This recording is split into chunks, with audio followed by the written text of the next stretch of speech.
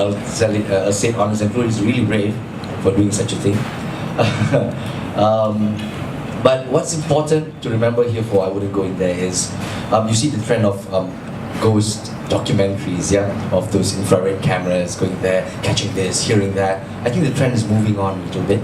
So with National Geographic's angle on I wouldn't go in there is, behind every haunting, behind every ghost story that scares you in the night, there is another story behind it. And that's what makes it really, really interesting. So I would love to share my experience, of course, on production, as well as maybe some of you Ghost fans. Let's have a chat, shall we? All right. Fire away. No worries. Do you guys like the promo so far?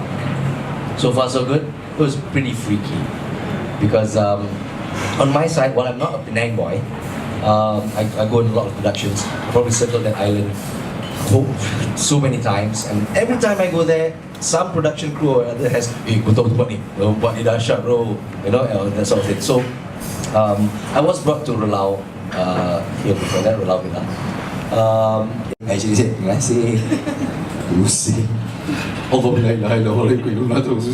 And I continued reading until I fell asleep.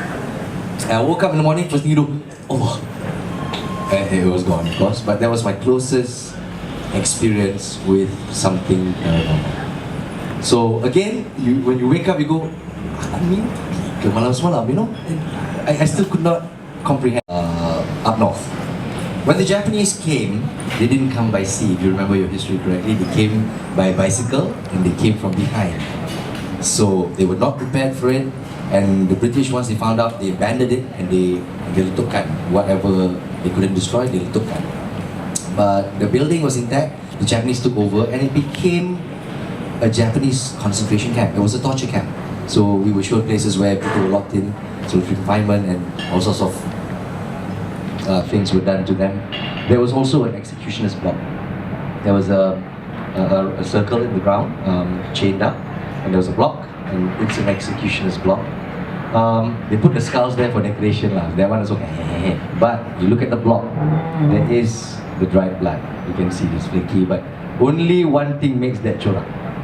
Only one thing, in the pecik. Only one thing does that. So when you see that, then you go, oof. People have died here. People have suffered here, you know. And again, I say about manifestation of fear. At first you masuk, oh, Penang War Museum, oh wow. Tapi bila you nampak tu terus, whoa. And your perception changes. Lepas tu you masuk ammunition room. Ammunition room ni, walls are really thick, very narrow, very dark. So as soon as you reach that environment, you're like, kenapa rasa sejuk ni?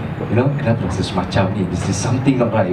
Roma you semua naik, you know, that sort of thing. Again, I thought to myself scientifically, am I feeling this and my body is just responding to my fear, or is there something there? You know, and you'll never know. You know, and I prefer to go, Allah Akbar bisawab.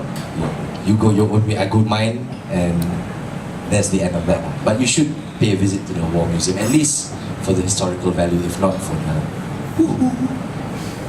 My 5 days, and I think that's all I can do. And I have my Ayatul Kursi, and I was as prepared as I could ever be lah. I know before I went in, I thought to myself, kenapa nak cek?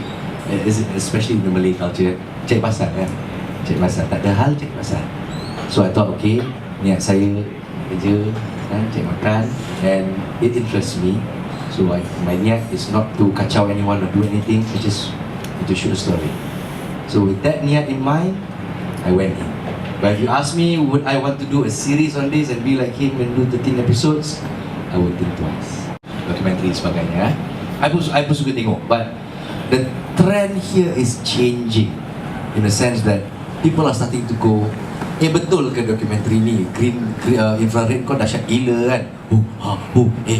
I don't know what's edited, what's not edited, what sounds put in or not. You know, there's a skepticism there. So the new trend of documentaries, as I see it, is great because it fills the void for the avid fan like me. Yeah, this guy goes in, forget the cameras, forget seeing vision. I want to hear your account, and I want to go there for myself, and I want to find out the backstory behind this. That's it.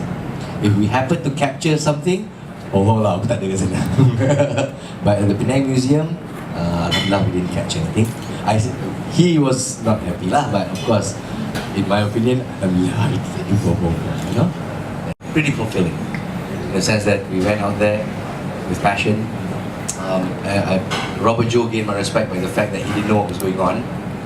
They purposely didn't tell him. So I learned a lot of things from there as well. And in the end, I still maintain, by the end of this interview, I don't believe in ghosts per se, but I am prepared to admit there are things I don't understand.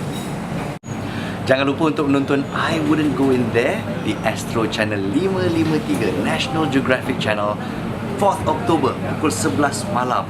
Saya Nazrin Rahman bersama dengan Robert Joe akan menakutkan anda.